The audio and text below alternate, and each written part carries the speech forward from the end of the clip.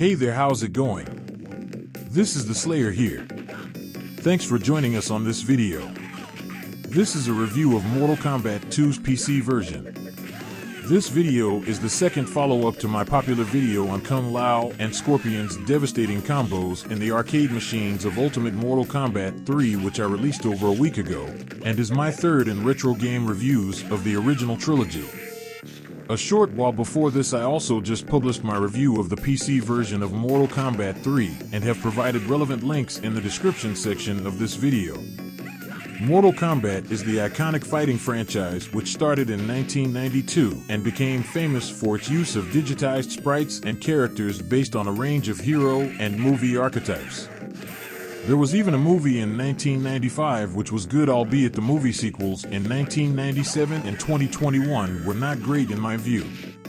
This game that we are playing, Mortal Kombat 2, is considered by many to be the hardest in the franchise to date, considering even the current Mortal Kombat games released up to 2023. Also, for hardcore fans and purists of the original game, this version is considered the best in terms of its homage to the original's mechanics and refinement of the same. On the PC, even today in 2024, it still moves very fast and fluently with good input recognition and looks slightly better than it does in the recording. Now, before I move into describing the game and key characters, let me tell you that I got this PC version from GOG.com. Luckily, it does come with a dosbox configuration tool similar to what I mentioned in my review of Mortal Kombat 3 that was also obtained from the same website. Initially, it did not let me record as my NVIDIA interface did not recognize it until I configured dosbox to use OpenGL, which allowed me to capture the video. Otherwise, do experiment with the tool and check whether direct draw, overlay, or other options besides OpenGL work for you. The graphics on PC are clearly dated.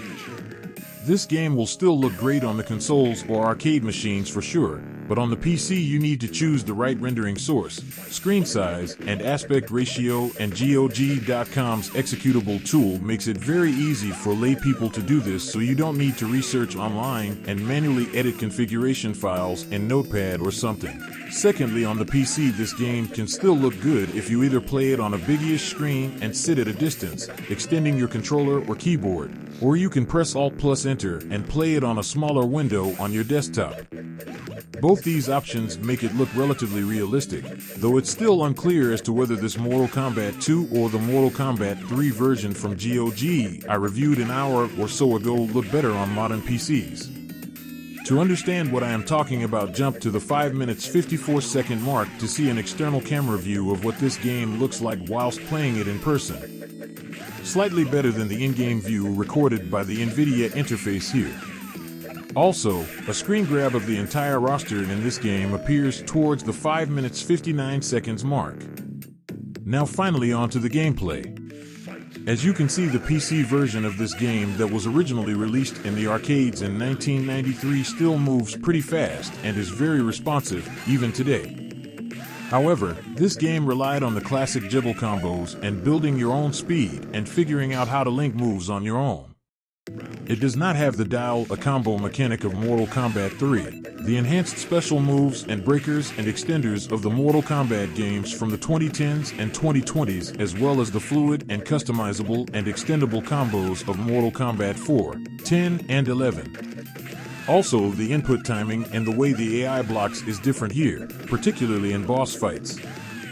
Further, when these games were designed for arcades, they were meant to make the players repeat matches and spend more coin. So these older games do have input recognition, which you saw a bit in my Kombat 3 and 4 videos, but it seems a bit more prominent here.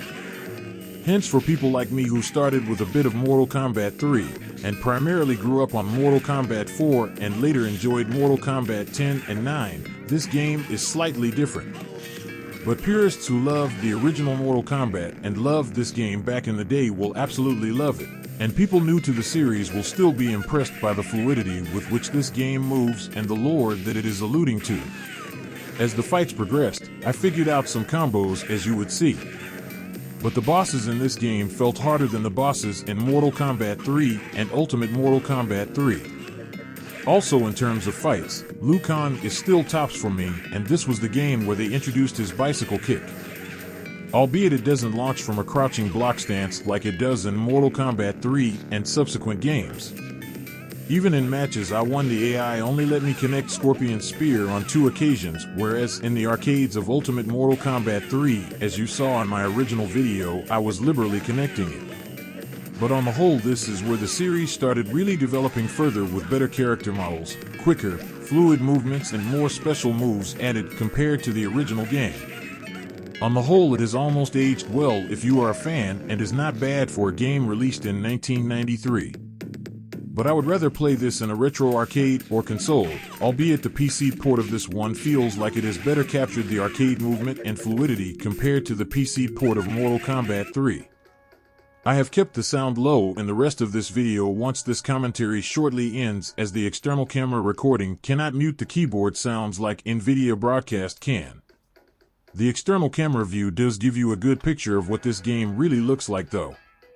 From a slight distance on a big screen or close up on a smaller screen, it still looks reasonably realistic, albeit they hadn't polished the tech to the extent they did in the Ultimate Mortal Kombat 3 arcade machines. But this PC version from GOG.com, some of its maps and models can compete with the Mortal Kombat 3 version they sell in terms of visual quality. Ultimately, beating this game required using and learning certain tricks. I know all the tricks from Mortal Kombat 3 and 4, probably knew them for Deadly Alliance and Deception from the 2000s, and was a pretty good Mortal Kombat 9 and Mortal Kombat 10 player. But I simply don't have the time and energy to beat Kintaro and Shao Kahn in this version like I beat Motaro and Shao Kahn in Mortal Kombat 3 a short while ago. I did very briefly play Mortal Kombat 2 in the late 90s as well though. I remember it having pretty good graphics at the time, and it was the game where Khan got his bicycle kick. I used to play a few matches with friends, and Kung Lao and his teleport were great for beating players new to this game. I hope you enjoy the rest of this video. Do let me know your comments, views, and strategies on this game and franchise. Also, don't forget to hit the subscribe button.